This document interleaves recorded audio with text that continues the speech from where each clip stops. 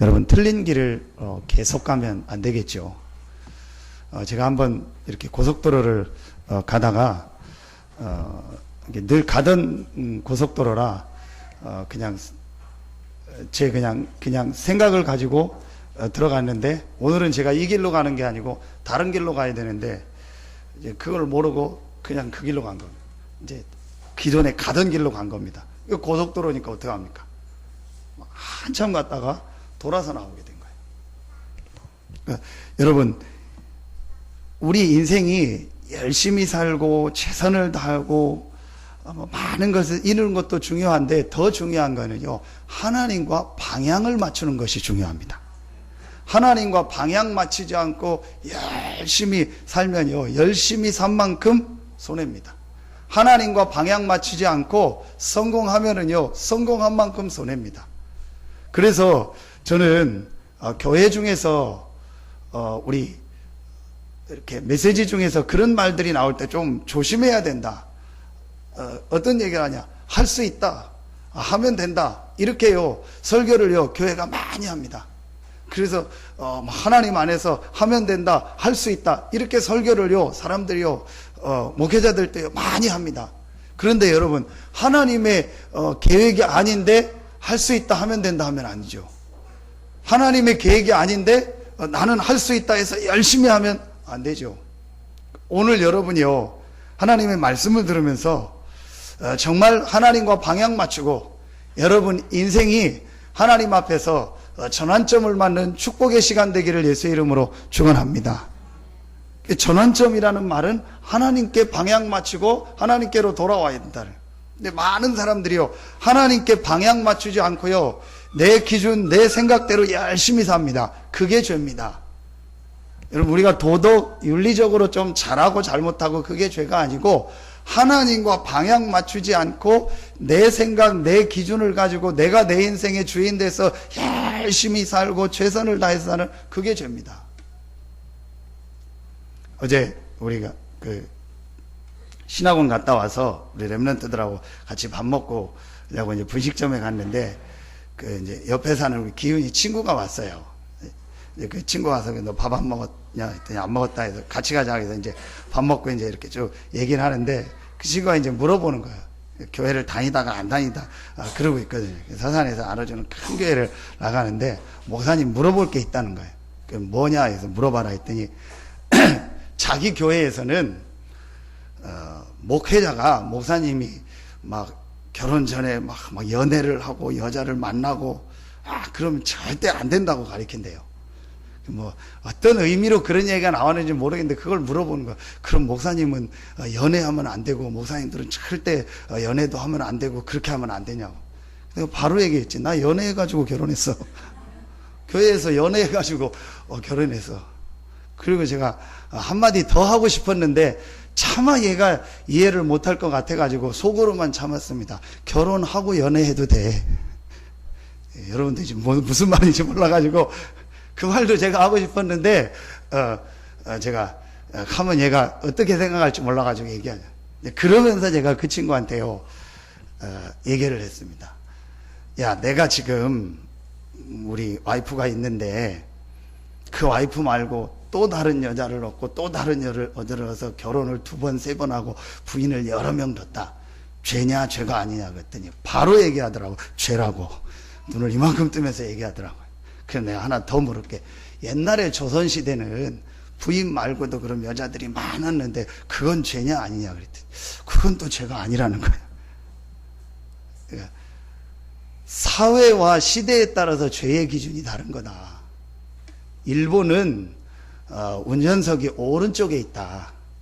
그래서 우리나라는 왼쪽에 있잖아요. 일본은 차 오른쪽에 있다. 그래서 우리하고 가는 방향이 반대다. 근데 내가 우리나라 법의 기준을 가지고 일본에 가서 우리나라 기준으로 방향으로 가면 도로교통법에 위반한 죄가 되는 거다. 반대로 일본 사람이 우리나라 와서 일본식으로 가던 방향으로 우리나라 도로를 가면 역주행이 돼가지고 역시 그 사람이 법을 어겨서 죄인이 되는 거다. 제가 그 얘기를 하면서 그게 죄가 아니다. 네가 정말 하나님을 모르고 하나님을 만나지 못하고 열심히 살고 공부하는 하나님을 모르는 것이 죄지, 도덕 윤리적으로 사회적으로 정한 어떤 그거를 잘하고 잘못했다, 그게 진짜 죄가 아니다. 물론 그건 도덕 윤리적인 죄고 우리가 정한 죄일 수 있지만 하나님 앞에서 진짜 죄는 그게 아니다.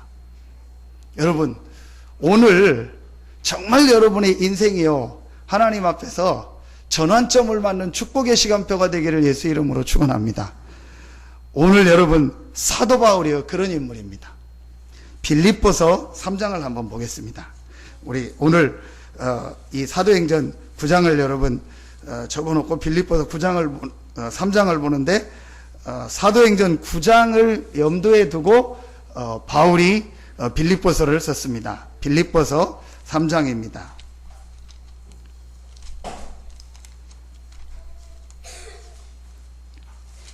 3장 4절부터 6절까지를 보겠습니다.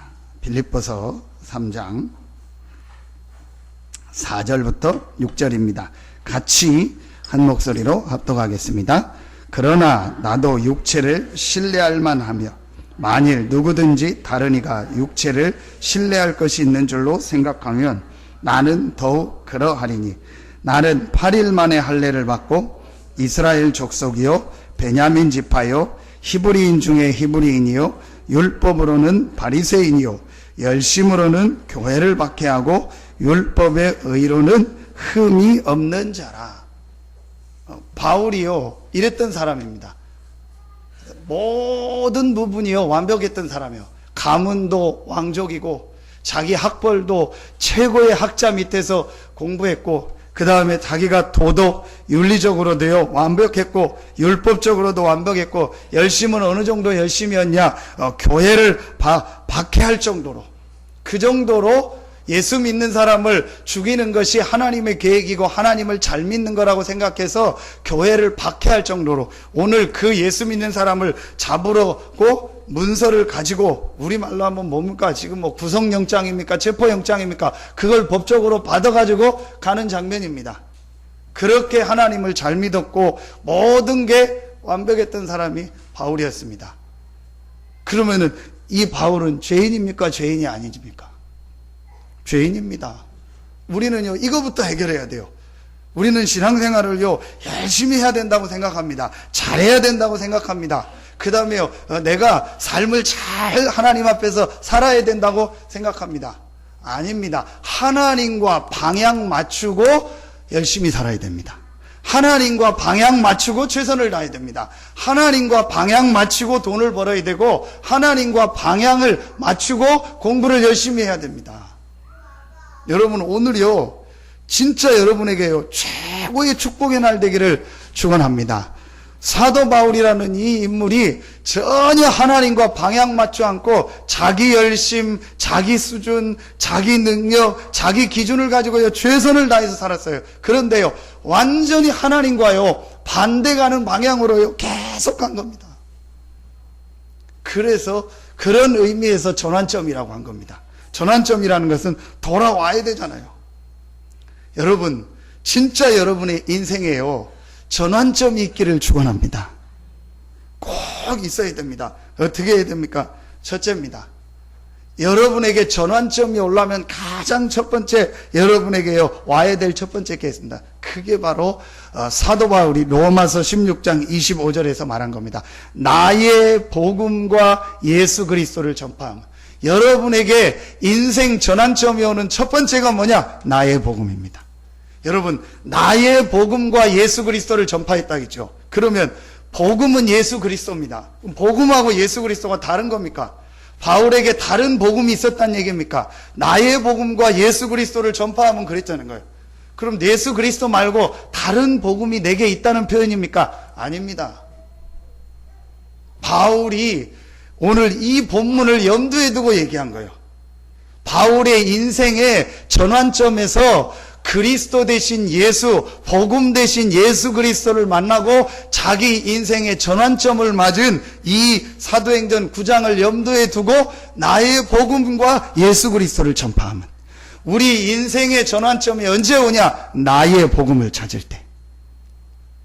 여러분에게 여러분의 인생을 통해서 모든 사람 앞에, 어떤 사람 앞에도 말할 수 없는 나의 복음이 있기를 예수 이름으로 축원합니다. 왕 앞에서도 대통령 앞에서도 말할 수 있는 나의 복음, 나보다 몇십 배, 몇백 배 성공한 사람 앞에서도 당당히 말할 수 있는 나의 복음, 내가 지금 비록 가난하고 병들고 가장 남들 보기에는 어려운 자리에 있을지 할지라도 나보다 육신적으로 성공한 사람 앞에서 분명히 말할 수 있는 나의 복음, 명절에 대해서 사람들을 만나겠죠. 가족들을 만나겠죠. 어떤 가족들, 친척들 앞에서도 당당히 말할 수 있는 나의 복음, 이게 있어야 돼요. 오늘 여러분에게 그날이 되기를 예수 이름으로 축원합니다. 나의 복음. 어떻게 나의 복음을 찾을 수 있습니까? 빌립보 3장 4절로 6절에 아까 읽었던 바울은 그렇게 완벽한 삶을 살았는데 바울에게요 해결되지 않는 문제가 있었습니다. 그게 성경 두 군데 나옵니다. 로마서 7장입니다. 바울이요 얘기하지 않습니까? 나는 하나님 앞에서 잘 살고 하나님의 법대로 살고 싶은데 내 안에 다른 법이 나를 자꾸 제 가운데로 끌고 간다. 그리고 고린도후서 12장에 보면은 본인에게 있었던 심각한 문제, 그게 질병일 수도 있고 어떤 학자는 간질병이다 얘기도 하고 어떤 학자는 정신병이다 얘기도 합니다. 해결되지 않았던 오래된 심각한 문제가 있었습니다. 여러분 이 부분을 꼭 봐야 됩니다. 그러면서 바울이요 나중에 복음 깨닫고 기록한 성경에 보면은요 로마서 3장 10절에 뭐라고 기록하죠? 의인은 없나니 하나도 없다. 로마서 3장 23절에 모든 사람이 죄를 범하였음에 하나님의 영광에 이르지 못하더니, 에베소서 2장 1절부터 3절에 보면 허물과 죄로 죽었다. 2장 2절에 보면 공중의 권세 잡은 자를 따르고 있다. 2장 3절에 보면 본질상 진노의 자녀다.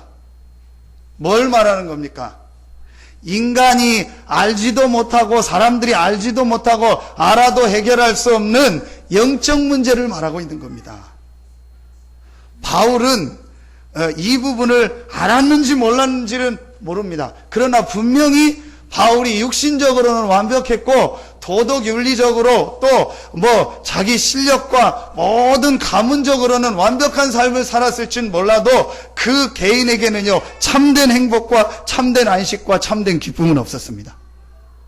그게 바로 영적 문제입니다.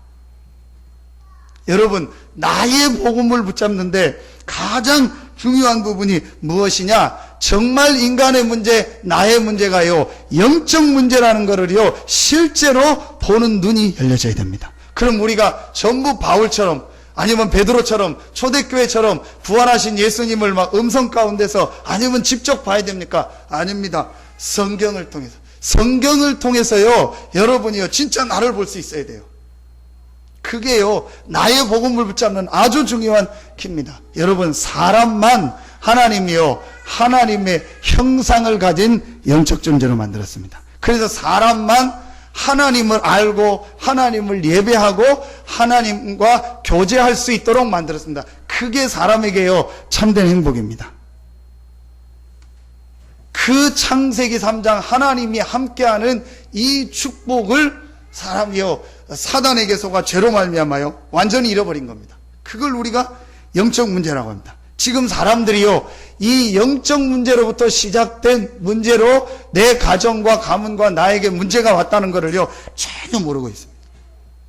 전혀 모르니까 뭐 중심으로 사냐? 그냥 열심히 살고 사람 만나서 교제하고 또 결혼하고 대학 가고 돈 벌고 그 다음에 모으고 저축하고 또 그렇게다가 아파트 사고 그러다가 좀 더 이렇게 돈 올라가지고 돼서 또 다른 거 사고 그게 다라고 생각합니다. 여러분 그게 다면 이 땅의 문제가 왜 계속 됩니까? 제가 아침에 메시지를 준비하는데 목사님들만 이렇게 카톡으로 같이 메시지 나누고 포럼하는 그런 데가 있어요. 목회자들만 가입할 수 있는 데가 있는데 거기서 어떤 목사님이 글을 올렸어요. 근데 제목이 잘 안 읽는데 그 시간에 제가 안 보는데 제목이 떠서 좀 읽어봤어요. 나는 그 사람을 짐승이라고 부른다. 뭔 얘기인가 해서 봤더니 뭐 우리 교단 목사님인지 다른 교단 목사님인지 모르겠어요. 어떤 목사님이 전도 현장에서 만난 사람을 얘기하는 거예요.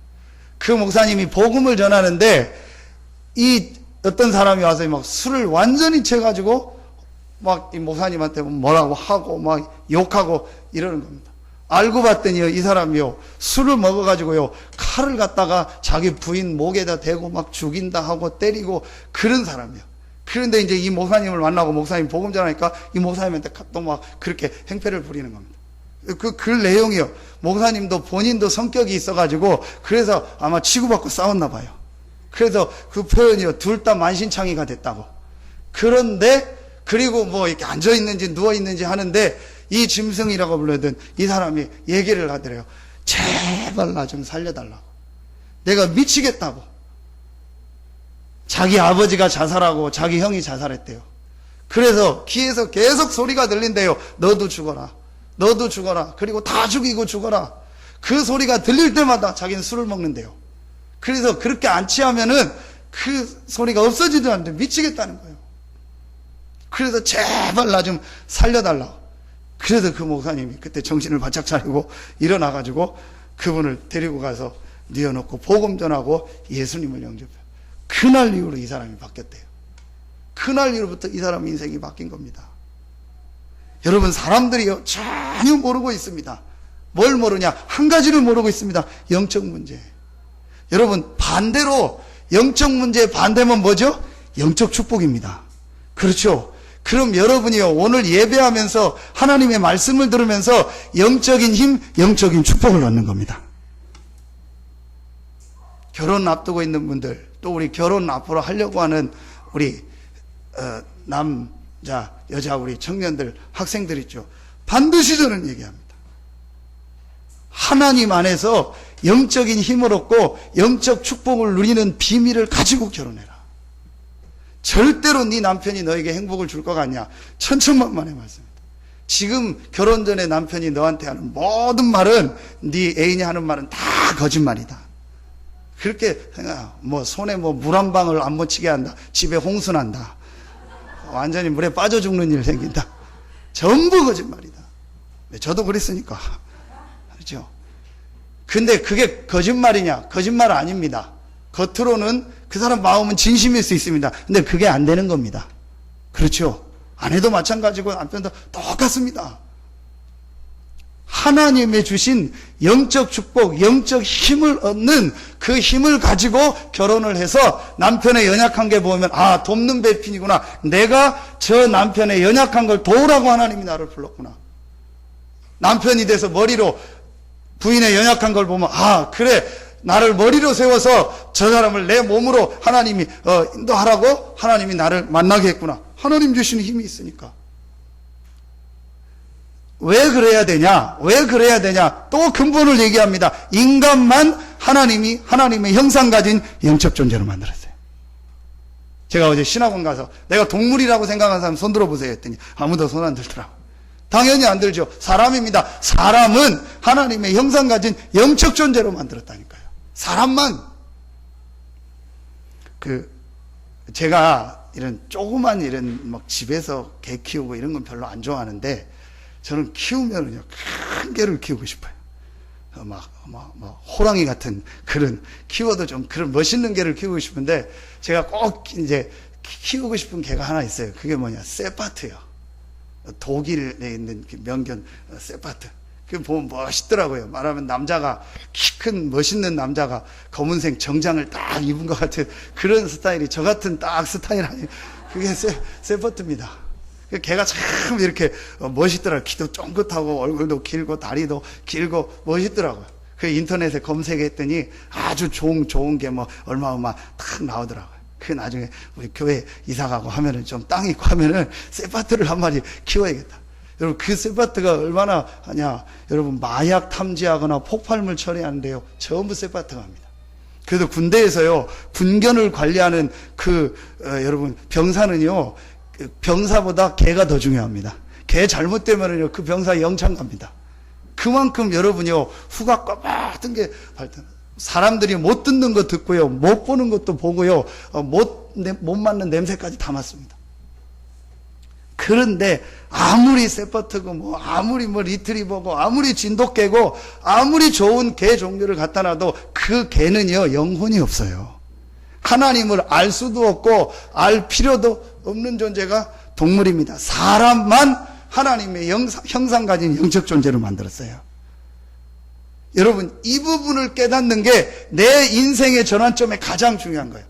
공부가 틀렸다는 게 아닙니다. 돈이 나쁘다는 게 아닙니다. 성공이 잘못됐다는 게 아닙니다. 사람의 영혼을 살리고 우리의 영혼이 하나님을 만나고 하나님의 축복을 얻게 하는 것이 공부와 돈과 성공이 아니라는 거예요. 그건 내 육신을 조금 즐겁게 하고 내 삶을 조금 편하게 할 뿐이지 내 영혼이 하나님을 알고 만나는 인간의 근본의 답은 아니라는 겁니다. 요 사실 하나를 지금 몰라서 사람들이 지금 방황하고 호통당하고 어려움당하고 있는 겁니다. 오늘 그 인물이 누구냐? 바울이었습니다. 바울이 이 영적 사실을요 전혀 모르고 영적 문제를 모르고 열심히 하나님을 믿고 열심히 삶을 살았는데 본인은 행복하지가 않았어요. 그러다가 오늘 바울이요 이 그리스도 되신 예수님을 만나는 거예요. 여기서요 바울의 모든 답이 다 나버린 거예요. 여러분요, 그래서 예수 그리스도를요 여러분에게 어떻게 와야 되냐? 여러분 인생의 답으로 결론으로 붙잡는 것이 나의 복음입니다. 그 체험이 여러분에게 꼭 있어야 돼요. 여러분이 인생 전체를 두고 여러분의 삶 전체를 두고 내 인생의 답으로 그리스도를 붙잡는 시간표. 오늘 바울이요 이 부활하신 그리스도 되신 예수님을 만나고 자기 인생에요 완전한 답으로 이 그리스도를 예수님을 만나게 된 겁니다. 여러분에게 정말 이 축복이 있기를 예수 이름으로 축원합니다. 저는 분명히 말할 수 있습니다. 이 시간표가 그 개인에게 있다면 반드시 그 사람의 인생은 전환점이 온다. 하나님과 방향 맞추고 하나님의 응답, 축복을 누리는 삶으로 승리하게 되는 것이다. 여러분, 오늘요 말씀 들으면서 진짜 여러분이요 하나님 앞에서 여러분 모든 생이요 완전히 바뀌어지는 시간 되기를 예수 이름으로 축원합니다. 한 가지만 딱 깨달으면 됩니다. 나에게 가장 중요한 것, 가장 필요한 것이 무엇이냐? 하나님의 형상이다. 요 말이 여러분이요 정말로 이해돼 버리면은요 여러분에게 인생의 전환점이 옵니다. 여러분에게 가장 중요한 것이 하나님의 형상, 하나님이 함께하는 힘, 영적인 힘, 영적 축복이라는 것을 여러분이 진짜로 발견하는 날 여러분에게 뭐가 붙잡혀지냐? 복음이 붙잡혀집니다. 나에게 가장 필요한 것이, 내 인생에 가장 필요한 것이, 내 인생의 답이 바로 그리스도구나. 이 그리스도가 바로 예수구나. 실제로 사람들이요 이 전환점이 지금 없어요. 이 전환점이 없이 교회를 다니니까 계속 내 생각대로, 내 기준대로, 내가 가지고 있는 가치관대로요 계속 가는 겁니다. 그러다가 하나님이요 안 되면은 돌아오게 하려고 어떤 때는 건드리는 겁니다. 여러분 오늘 하나만 깨달으면 돼요. 하나님이 왜 예수 그리스도를 보냈는가? 예수 그리스도가 아니면 안 되는, 예수 그리스도가 아니면 해결할 수 없는, 여자의 후손이 오셔서 십자가 지고 부활하지 않으면 절대로 해결할 수 없는 영적 문제. 이게 나의 문제였고 이게 우리 가정의 문제고 지금 이 땅의 문제구나. 그럼 나에게 지금 가장 필요한 것이 무엇이냐? 예수 그리스도 복음이구나. 내 인생의 답으로 복음을 붙잡는 날. 그때부터요 그 개인의요 영적 근본에서의 변화가 일어나요. 여러분 창세기 1장 2절에 보니까 혼돈과 공허와 흑암이라고 합니다. 혼돈은 뭐죠? 길을 못 찾는 겁니다. 공허는 뭐죠? 비어 있다는 겁니다. 흑암은 뭐죠? 캄캄한 걸 말하는 겁니다. 혼돈과 공허와 흑암 가운데 있는 우리를 하나님이 건지기 위해서 그리스도를 보냈습니다. 내가 곧 길이요 진리요 생명이니 나로 말미암지 않고는 아버지께로 올 자가 없느니라. 혼돈에서 길을 찾지 못하는 우리에게 길 대신 예수 그리스도. 골로새서 1장 15절에 보니까 그리스도는 하나님의 형상이다. 하나님의 형상을 잃어버려가지고 파스칼이 말한 것처럼 마음에 큰 구멍이 생겨서 어떤 것도 것으로도 채울 수 없는 공허한 상태에 있는 인간, 그 공허를 채우는 예수 그리스도. 그래서 그리스도는 하나님의 뭐다? 형상이다. 그러면서 흑암 가운데 있는 우리에게 골로새서 1장 13절 흑암 가운데 있는 우리를 그의 아들의 나라로 옮기셨다. 요한복음 1장 4절에 보면 그 안에 생명이 있었으니 이 생명은 사람들의 빛이라.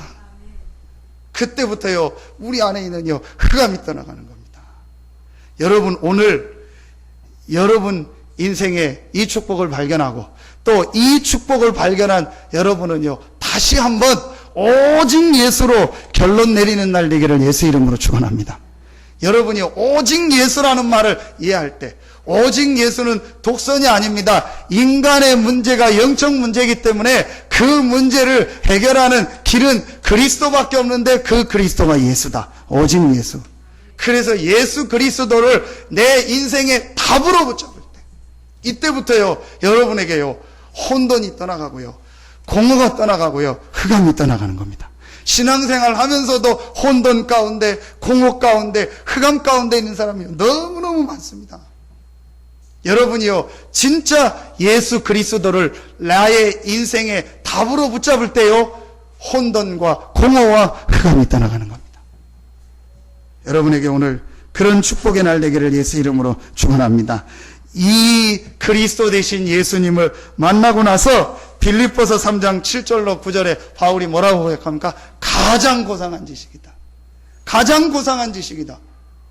그렇죠. 왜 가장 고상한 지식이냐? 공허와 혼돈과 흑암을 해결하는 유일한 지식 예수 그리스도. 하나님 떠난 문제를 해결하는 유일한 지식 예수 그리스도. 죄와 저주 이 지옥의 문제를 해결하는 유일한 지식 예수 그리스도. 눈에 안 보이는 이 사단의 세력과 이 어둠의 세력, 귀신의 세력을 완전히 이기는 유일한 지식 예수 그리스도. 이걸 깨닫는 겁니다. 여러분이 뭘 지금 잘못한 게 아닙니다. 여러분이 지금 뭘 헌신을 못하고 있는 게 아닙니다. 여러분이 뭐 지식이 모자란 게 아닙니다. 많은 사람들이 그렇게 생각하고 있습니다. 아닙니다. 나의 가장 중요한 영적인 상태를 바꾸는 것입니다. 그게 바로 나의 복음입니다. 그래서 여러분이 누구를 만나도 당당하게 나의 복음이 있어야 돼. 내 인생을 두고 답을 얻은 이 예수 그리스도. 어떤 사람을 만나서도 말할 수 있는 예수 그리스도. 어떤 사람들 보면은요, 그냥 얘기하다 할 얘기 없으니까 교회 나가봐. 교회 나가면 좋아. 교회 나가. 다 잘 될 거야. 다 좋아질 거야. 저는 속으로 얘기합니다. 더 안 될 거다, 아마. 여러분, 진짜로요, 답을 줘야 된다. 저는 그래서 확실히 얘기합니다. 당신 인생에 내가 답을 주겠다. 지난주에 내가 학생 만나서, 네 인생에 내가 답을 주겠다. 만나면 분명히 한다. 당신 인생에 답을 주겠다. 그 답을 듣겠냐? 듣겠다면 복음 전하는 거예요. 안 듣겠다면 많은 건데, 안 듣겠다는데 얘기할 수는 없죠. 분명한 답이 있어야 됩니다. 여러분, 오늘 최고의 축복의 날 되기를 축원합니다. 이게 바울에게요, 완전히 내 인생을 두고요, 이 예수 그리스도를 만나고 인생의 답을 얻는요, 이 시간표가 있었습니다. 이게 바울에게 있었던 첫 번째 나의 복음. 진짜로 여러분이요, 여러분 인생에요, 그야말로 하나님의 응답 축복이요, 계속 되어지기를 예수 이름으로 축원합니다. 정말 쉽습니다. 여러분, 요 하나만 이해해버리고요, 그리스도를 나의 그리스도로 진짜 나의 복음으로 여러분 내 인생의 답으로 맞다 붙잡는 순간부터요, 여러분 개인 현장에요, 흑암이 떠나가요. 저는 그게 보여지더라고요. 아, 지금 이 사람이 문제, 흑암 가운데 잡혀있구나. 지금 이 사람이 완전히 영적 문제 가운데 잡혀있구나. 여러분, 피곤해서 존다고 생각하십니까? 아닙니다. 예, 상임위원하는 어떤 목사님을 만났는데, 그 분 중에서 한 분이 다 좋은데요. 다 좋은데요. 그래서 형님 왜 맨날 좁니까? 메시지만 하면 좁니까? 그랬대요. 그랬더니 내가 밤에 코를 많이 걸어가지고 내가 잠을 못 자서 그렇다고.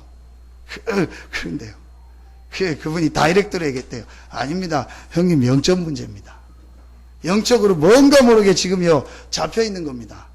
저는 맞다고 생각합니다. 그래서 그 목사님이 자기 교회에서, 교회가 좀 크고 이제 카메라 있고 스크린이 있으니까 열받아가지고 설교하다가 그랬나 봐요. 누가 하도 조르니까 이 카메라 담당한 사람한테 저 사람 얼굴 비추라고. 그래서 화면에 띄우라고. 그런다고 안 졸겠습니까? 그 다음 주 또 줍니다. 자리 바꿔가지고 다른 데가. 여러분 진짜요, 제가요 이 설명을 어떻게 해줄까 고민이요.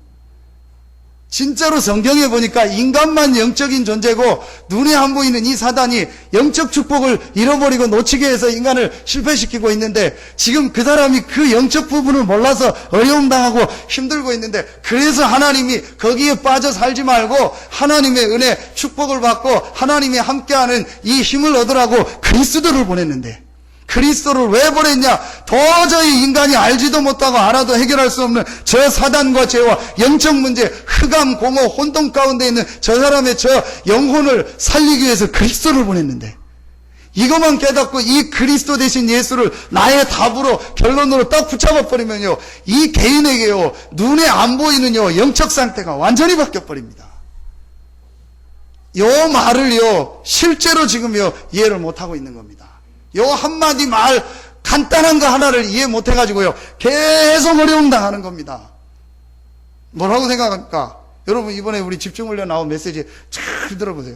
교회 다니는데요 거의 대부분의 사람들이 지금 무너져 있습니다. 거의 신앙생활 하는데도요 80% 90% 사람이요 안 되고 있습니다. 뭐라고 생각합니까 여러분?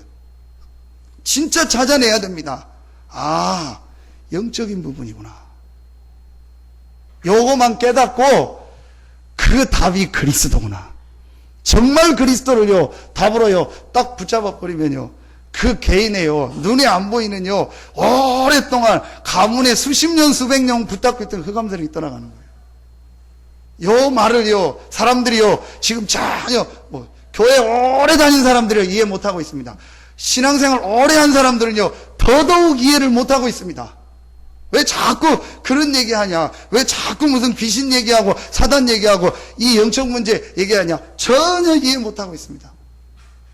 여러분 요거 깨닫고 그리스도를요 나의 그리스도로 붙잡는 날부터요 여러분의 인생이요 하나님과 맞아지고요 여러분의 삶에요 하나님의 축복이 시작될 줄로 확신합니다.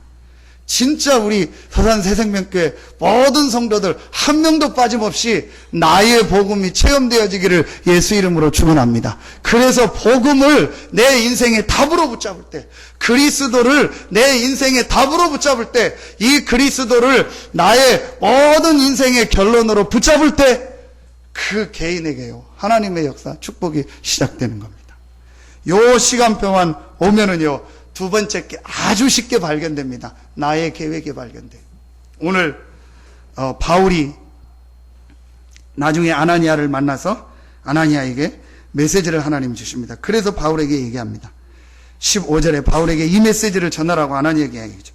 주께서 이르시되 가라, 이 사람은 내 이름을 이방인과 임금들과 이스라엘 자손에게 전하기 위하여 택한 나의 그릇이라. 이 얘기를 아나니아에게 하고 아나니아가 이 말을요 바울에게 전달합니다. 바울이 이 말을 듣고 깨닫게 된 겁니다. 하나님의 나를 향한 계획이 뭐냐? 베드로는 유대인들에게 복음을 전하라는 거면 나는 이방인들에게 이 예수 그리스도의 복음을 전하라고 하나님이 나를 택하셨구나. 하나님의 계획이요 발견되어집니다.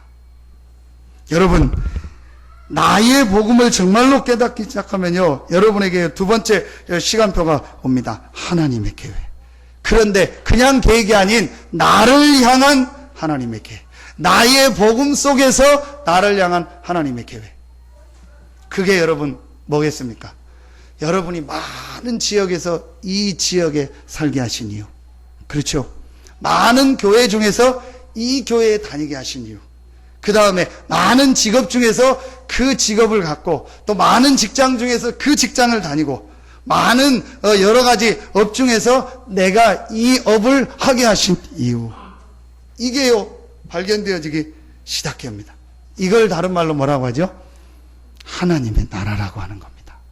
그래서 1번을 표현하면은, 초대교회를 표현하면 갈보리였다면은 2번이요 감람산입니다. 감람산에서 하나님의 나라에 대한 말씀을 들으면서 앞으로 되어질 하나님의 계획, 그 다음에 너희들을 통해서 할 하나님의 계획, 이런 메시지를 다 듣게 되는 겁니다. 여러분, 진짜 여러분에게요 이런 축복이 시작되어지길 예수 이름으로 축원합니다. 여러분, 그럼 삶이 어떻게 되겠습니까? 하나님이 나를 이 이유로 이 지역에 보냈구나. 하나님이 나를 이 계획 때문에 이 교회에 보냈구나. 하나님이 나를 이 계획을 가지고 이 직장에 보냈고 이 업을 하게 하셨구나. 바울이요 나의 복음을 발견하고 나의 계획을요 발견하게 된 겁니다.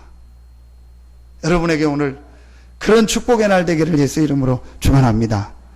이게 실제로요 받게 됩니다. 그래서 감람산에서요 내가 가지고 있던 기준, 내가 가지고 있던 목표가 다 바뀌어버렸어요. 그 전까지만 해도 사실은 제자들과 또 오늘 그리스도 대신 이 예수님을 만난 바울의 목표는요 전부 나의 목표였습니다. 제가요 진짜로 얘기해 보니까요 저부터 그러겠죠. 전부 다 나의 목표더라고요. 모든 게 내 삶이 우선이요. 모든 경제의 우선도 내 가정 경제가 우선이고 내 업 경제가 우선이고 모든 기준이요 내 육신이요. 그런데 이 감람산에서 오늘 바울이 이 그리스도를 만나고 아나니아를 만나면서요 하나님의 목표, 하나님의 계획이 무엇인가를요 발견하게 된 겁니다. 완전히 바뀐 겁니다. 그래서 사도행전 1장 6절로 8절에 뭐라고 얘기하죠? 제자들의 목표는 뭐죠? 이스라엘 나라를 회복하심이 있다니까. 그때 제자들, 예수님이 얘기합니다. 아버지께서 자기의 권한에 두셨으니 너희 알 바 아니요. 오직 성령이 너희에게 임하시면 너희가 권능받고 땅끝까지 이르러 증인이 되리라. 너희 알 바 아니오라는 말은 그건 하나님의 계획 속에 있다는 거예요.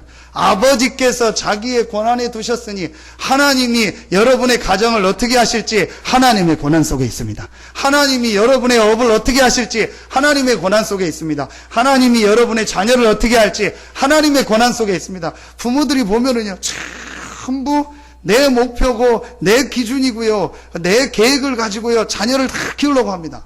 어떤 분은요 막 자기가 공부 못한 상처 때문에 막 자녀를 막 공부시킵니다. 자기 기준에서 막 가르칩니다. 여러분, 전에도 설교 때 한번 얘기한 적이 있는데요. 거의 한 10년 전이죠. 8년 전에 우리나라에서 최초로 아주 안 좋은 살인사건이 일어났습니다. 그게 뭐냐. 자녀가 부모를 죽이는 살인사건은 있었는데, 좀 죄송합니다.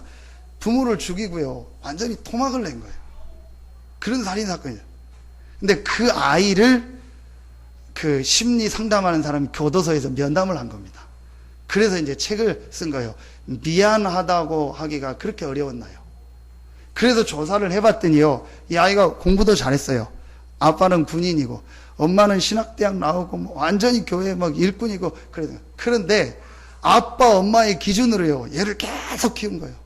공부도 잘하고 괜찮았는데 형이 좀 더 잘했나 봐요. 형하고 계속 비교하면서 니는 못한다 왜 그러냐 계속 그런 거예요. 그러면서 교회는 다니는데요 완전히 율법 이래가지고요 애를 계속 해놓고 그래서 그 아이 일기를 봤더니 교회 가서 성경 공부했다 그런 게 굉장히 많아요. 그래서 엄마가요 교회 가서 성경 공부하고 신학교 다니는데요 집에 오면 엄마가 완전히 막 이상하고 아빠도 이상하고 그게 너무너무 얘는요 상처가 된 거예요. 그러다가 그날도 이제 아빠가 술 먹고 하고 그러니까 잠들었는데 그런 사건을 벌인 겁니다. 여러분, 이거 굉장히 중요합니다. 그래서 우리요, 부모님들이요, 영적인 걸 알고 우리 자녀에게요, 진짜 중요한 거를 가르쳐야 됩니다. 제가 왜 이 얘기를 하냐? 우리가 다 우리 목표, 우리 기준이요, 우리 걸 가지고 있습니다. 그런데 바울이요. 또 초대교회 가요. 감람산을 거치면서 오늘 아나니아를 만나면서요. 바울이에요. 완전히 하나님의 계획이 무엇인가를요. 보게 된 겁니다. 여러분에게 오늘 그런 축복이 시작되어지기를 예수 이름으로 축원합니다. 하나님이 여러분을 왜 이 지역에 보냈을까요? 하나님이 여러분을 왜 이 교회에 보냈을까요? 하나님이 여러분을 왜 그 직장에 또 그 사업을 하게 하셨을까요? 결론을 말하면 나왔습니다. 지금 이 복음 듣지 못해서 죽어가는 사람이요. 여러분이 이 지역에 있습니다. 여러분 직장에 있습니다. 여러분 사업 현장에 있습니다. 그들에게 나의 이 기술을 가지고 나의 이 업을 가지고 내게 주신 이 일을 가지고 그들을 살리라는 것이 하나님의 계획입니다. 분명합니다. 여러분이요. 요 눈만 열려지기 시작하면은요. 그때부터요. 여러분의 모든 산업에 여러분의 모든 삶에요. 하나님의 응답, 하나님의 축복이 시작되어집니다. 이게 여러분이 꼭 발견하지 두 번째 얘기입니다. 그래서 제가 오늘 렘넌트들한테 얘기했습니다. 세상에 나가서 세상 사람들을 굉장히 이렇게 우습게 보지 마라. 또 세상을 이렇게 부러워하지도 마라. 그리고 세상을 두려워하지도 마라. 세상을 정확하게 사실적으로 봐라. 지금 세상 사람들은 육신적으로는 성공했을지 몰라도 영적으로는 하나님 몰라서 굉장히 고통당하고 있다. 그걸 네가 부러워할 이유 있냐? 또 그걸 네가 두려워할 필요 있냐? 그걸 네가 정확하게 봐라. 그리고 그렇다고 세상 사람들이 성공한 걸 우습게 보지 마라. 네가 복음을 가지고 기도하면서 저들에게 답을 주고 저들을 살려라. 그게 하나님의 계획이다. 그래서 하나님이 너를 이곳에 보내신 것이다. 여러분 오늘요 진짜로 이 눈이 열려지기를 예수 이름으로 축원합니다. 나의 계획. 이게 바울에게요 발견되죠. 요 두 가지가 발견되어질 때 마지막 세 번째 게 나오게 됩니다. 그게 나의 기도입니다. 그게 이제 다락방이죠. 여러분 이때부터요 나의 기도가 시작됩니다. 오늘 바울의 여러분 그 기록을 보면은요 바울이 복음 전하고 하다가 다소로 갑니다. 갈라디아서 1장에 보면요 아라비아로 가서 수년 동안 있었다고 합니다. 그러다가 사도행전 11장에 바나바가 바울을 불러와가지고 안디옥 교회에서 1년 동안, 그 전에 그럼 뭐 했겠습니까? 워낙 이제 이 바울에 대해서 안 좋은 의견이 많고 또 반대로 바울 쪽에 있었던 사람은 바울을 핍박하고 하니까 이 제자들이 바울을요 다소와 아라비아 지역으로 보낸 겁니다. 거기서 바울이 뭐 했겠습니까? 나의 기도의 시간을 가진 거예요. 여러분에게요 요 축복의 시간만 꼭 찾으면 됩니다. 그래서 이게 바로 다락방이라고 하는 겁니다. 뭘 말하죠? 하나님이 약속하신 다른 힘. 우리의 힘 가지고는 세상을 살릴 수 없고 우리의 힘 가지고는 현장을 살릴 수 없기 때문에 오직 성령이 너희가 없으면 너희가 권능을 받고 하나님 자녀된 우리에게 하나님이 우리에게 주신 이 복음, 나의 복음을 체험하고 하나님이 나에게 주신 계획, 나의 계획을 붙잡은 자에게 우리 힘으로 안 된다는 걸 아시고 하나님이 우리에게 뭘 주시겠다고 했어요? 힘을 주시겠다고. 어떤 힘? 세상이 주는 힘이 아닌, 세상 사람이 주는 힘이 아닌, 정신의 힘이 아닌, 육신의 힘이 아닌 하나님께서 위로부터 내리는 힘을 주시겠다고 약속하셨습니다. 그게 오직 성령입니다. 이 힘을 얻으라는 겁니다. 그래서 예수님께서 제자들이 육신적인 것을 물을 때 오직 성령이 너에게 마시면, 여러분이 지금 경제가 어려워서 경제 상담을 하러 왔는데 오직 성령 하면, 에이, 여러분이 지금 가정이 어려워서 오직 이 가정 문제 해결하려고 왔는데 오직 성령 하면 안 맞는다 하겠죠. 그게 예수님의 얘기입니다. 오직 성령의 충만함을 받아라. 하나님의 주신 다른 힘을 얻으라는 겁니다. 이게 여러분 홀로 다락방. 이제부터 여러분이요 진짜로 이 행복한 시간을 가져요. 그래서 제가 우리 집사람한테 늘 하는 얘기가 뭔가, 사모기 때문에 기도하면 큰일 난다. 사모기 때문에 새벽 기도하고 수요 예배하고 금요 기도하고 주일 예배 드리면 큰일 난다. 하나님의 자녀로서 누려야 될 영적 축복을 누려라. 그 얘기를 제가 진하게 했더니 요즘은 새벽 기도 끝나고 바로 안 오더라고. 한참 뭐 하나 봐요, 혼자서. 그 시간. 여러분요 굉장히요 이 힘 얻는 시간을요 조금만 찾으면 됩니다. 그런데 쉬운 게요 약속하셨다니까요. 오직 성령이 너에게 마시면 너희가 권능을 받고. 여러분이요 이 축복을 누리면, 그러면 여러분이 이 축복을 누리면 이 축복이 어디로 가냐? 여러분의 삶으로 자꾸 가요. 그게 정식이도고 주일날 예배하는 기도고 또 여러분이요 평상시 하는 무시기도입니다. 너무너무 좋습니다. 이 힘을 얻으면요. 그래서 여러분요 주일날은요 하나님 앞에 나와서 오직 성령의 이 힘을 얻는 날 되기를 예수 이름으로 축원합니다. 진짜 이 힘을 얻어봐요. 제가 새벽에 얘기했죠. 우리나라 국회의원 중에서 이혜훈이라는 국회의원, 그 사람이요 본인 이렇게 살아왔던 과정을 쓰는데 완전 이제 기독교 집안인 거예요. 그 주일날은 완전히 뭐 예배 드리고 반주해야 되니까 뭐 피아노 하고 뭐 그런 과정을 쭉 얘기하는데 이제 한마디로 결론이 뭐냐, 이 사람이요 주일날은요 완전히 예배 드리고 하나님이 주시는 힘을 얻은 거예요. 그런데 도저히 안 되는 조건인데 하나님이요 이 사람을요 계속 축복하시는 거예요. 나중에 미국 유학을 갔는데 미국 유학 가서 전도에 은혜 받아가지고요 토요일 날은 완전히 전도 현장 가고 주일 날은 완전히 예배하고 수요일 날은 또 저녁에 성경 공부하고. 그러니까 미국 교수가 얘기를 했대요. 저 이혜훈이라는 사람하고는 아예 같이 생활하고 친하게 지내면은 도저히 학교 졸업 못한다.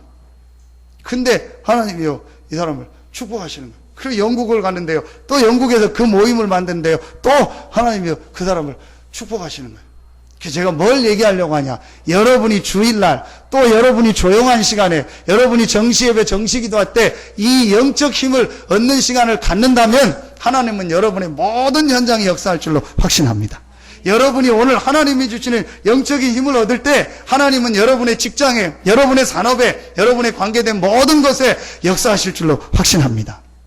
요 축복을 누리는 겁니다. 결론을 맺겠습니다. 여러분이요 이 축복, 나의 복음과 나의 계획과 나의 기도를 발견하고 누리면 반드시 여러분의 삶이 어디로 가냐, 유일성으로 가게 돼 있어요. 가게 돼 있습니다. 그게 사도행전입니다. 왜냐, 여러분이 하나님의 주신 이 복음과 하나님의 계획을 붙잡고 하나님의 힘을 얻으니까 결론으로 말하면 여러분의 모든 현장에 하나님이 역사하는 겁니다. 아멘입니까? 여러분이 천 사람을 만나고 만 사람을 만나라고 뛰는 것보다 하나님이 여러분의 산업에 역사하는 게 훨씬 빠릅니다. 하나님이 여러분의 경제에 역사하는 게 훨씬 빠릅니다. 하나님이 여러분의 가정과 현장에 역사하는 게 훨씬 빠릅니다. 그게 나의 복음, 나의 계획, 나의 기도라는 거예요. 이 축복을 언제 누려라? 주일날 누려라. 주일날 여러분이요 이 힘을 얻고요 이 축복을요 정말로 누리는 겁니다. 제가 배드민턴을 좋아합니다. 운동을 7년을 쳤는데요 이 배드민턴을 한 번도 대회를 못 나갔어요. 이 게임이 있거든요. 왜 대회를 못 나갔냐, 전부 주일날 대회를 해요. 주일날만 하니까 한 번도 대회를 못 나갔어요. 그러니까 얘기해요. 목사님이 하니까 토요일날 대회가 있으니까 토요일날 대회 때 참여하면 어떠냐, 토요일날은 더 바쁘다. 그래가지고 한 번도 못 나갔어요. 그런데요 제가 옛날 같으면은요 가고 싶다 하고 싶다 그럴 텐데요 이거 알고 나서부터는요 전혀, 내가 주일날 하나님께 예배하고 영적인 힘을 얻는 그 시간, 또 지금은 이제 메시지를 하니까 메시지하는 이게요 제게요 최고의 축복이고요 말할 수 없는요 하나님의 은혜와 힘을 얻습니다. 그래서 솔직히 저는요 1부 예배 때 제가 설교하고 은혜 받는 것도 있겠지만요 2부 예배 때요 말씀 들으면 또 은혜 받습니다. 그때는 좀 더 제가 이렇게 여유를 가지고 하나님께 기도하며 말씀 드니까 말씀 하나하나가요 제게 힘이 되는 거예요. 그러면 다 성도들 생각하는 거예요. 뭐 할까? 와서 이 은혜 받지, 주일날 하나님의 힘 얻지, 지금 어디서 뭐 할까? 하나님이 주신 이 영적인 힘을 주일날 얻으면 내일부터 하나님이 역사하시고 하나님이 문을 여시고 하나님이 응답하실 텐데 예배 안 드리고 말씀 못 듣고 지금 어디서 뭐 할까? 그러면 막 필름처럼 다 머릿속에 지나가요 사진이. 여러분 진짜 오늘요 하나님이 주시는 최고의 힘을 얻는 날 되기를 예수 이름으로 축원합니다. 그래서 여러분의 모든 삶이요 유일성 서밋으로 가는 응답이 시작되어지기를 예수 이름으로 축원합니다. 하나님 감사합니다. 오늘 하나님께 나와 예배하는 우리 모든 성도들 한 명 한 명에게 인생의 전환점이 있게 하여 주시옵소서. 나의 복음과 나의 계획과 나의 기도를 발견하고 그래서 한 번뿐인 우리의 인생이 유일성의 응답을 누리며 서밋의 응답을 누리는 우리 모든 성도들 되게 하여 주시옵소서. 감사드리며 예수님의 이름으로 축복하며 기도하옵나이다. 아멘.